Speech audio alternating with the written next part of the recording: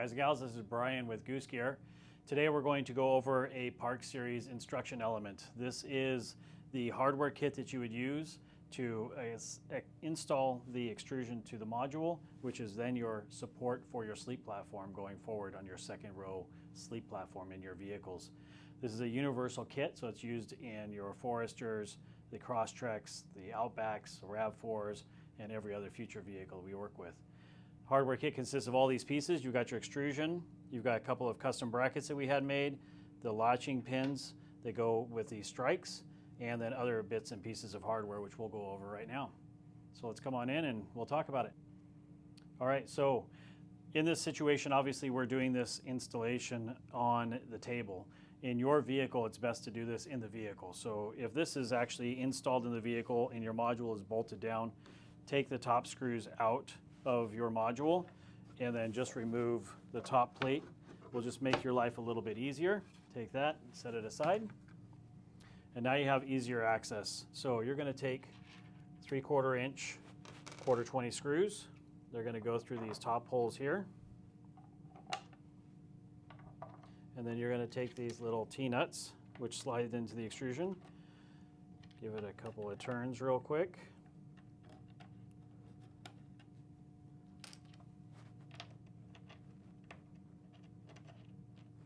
And then you're going to take your extrusion and you're going to slide it on to these T-nuts.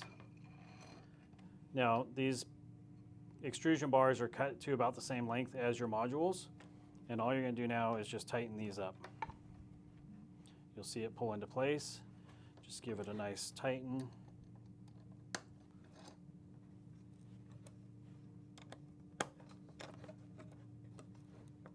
Okay, so now the bar is attached to the module. You can now put your top plates back on, bolt it back together, and now we can start working on the seat delete portion. All right, so your next step is going to be to take the sleep platform latching pin and support bracket and assemble it. And it's going to consist of the custom bracket that we have made, a 3-hole T-nut, your 2 1/4 by 3/8 screws, 2 lock washers, and your rubber bumper with a nylock nut, and also your latching pin. So latching pin is just going to go here. We're going to start with this order first. So we'll take these washers and stick them on the screws. We'll slide them through. Place this one here.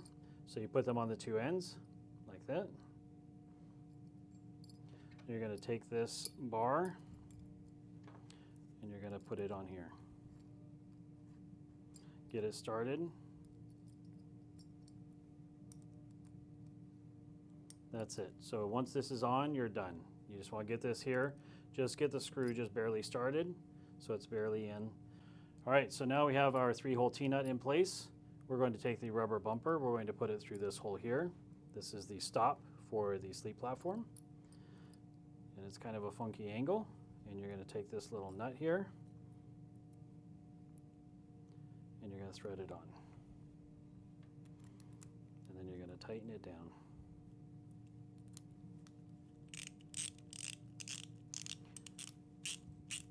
And just snug. It doesn't need a lot because it's just a rubber bumper, right? That's just to keep the sleep platform from rattling.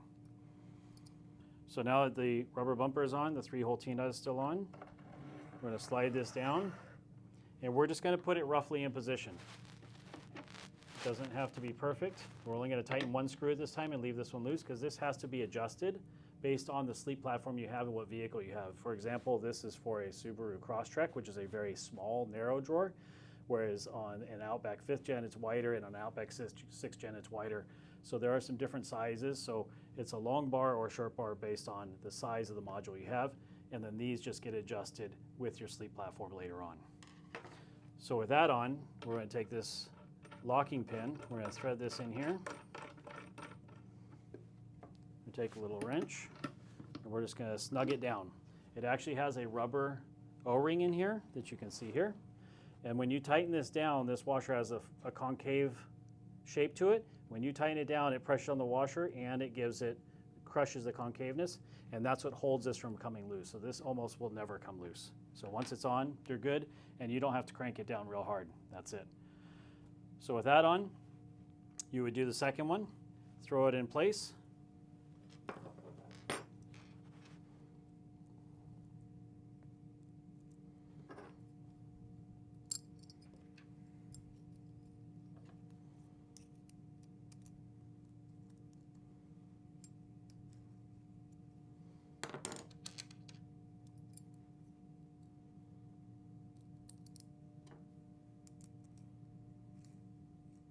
And then remember, you got to back these off quite a bit to get them to slide in. So then now we'll put the rubber bumper in place on the second seat bracket.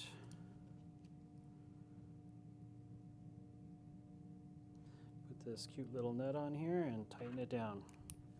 And this just snug. Again, this is a nylock nut, so it's not going to come loose over time. It's going to stay there just the way it's supposed to. Now take this piece, and I have to loosen this up a little more to get it slide in. And now we're in. So you will notice that these fingers, these are the hold down brackets. So your sleep platform slides underneath here, and this finger keeps it from popping up, and we'll show that in a second. But once you have this here, these fingers that hold everything down are on the outside of the installation. And if you mess it up and you put it backwards, it's easy. Slide it off and switch it. So easy, easy fix. Again, get this in place. Give it a little crank. You're good to go.